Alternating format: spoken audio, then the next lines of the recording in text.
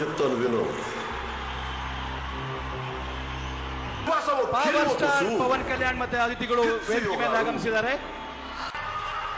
ಎಗಿರೆಗಿರಿ ಕೊಡ್ತು ಸಿಒ గారు ಜಿಮೆನ್ಯೂಸ್ ಮೆಗಾ ಸ್ವಾಗತವನ್ನು ಕೋರೋಣ.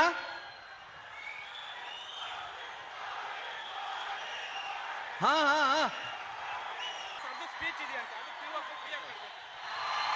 ಧನ್ಯವಾದಗಳು ಧನ್ಯವಾದಗಳು. ದಯವಿಟ್ಟು ಎಲ್ಲರೂ ಶಾಂತವಾಗಿ.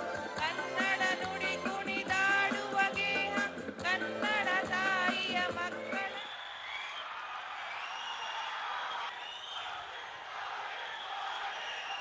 ಹಾ ಹಾ ಹಾ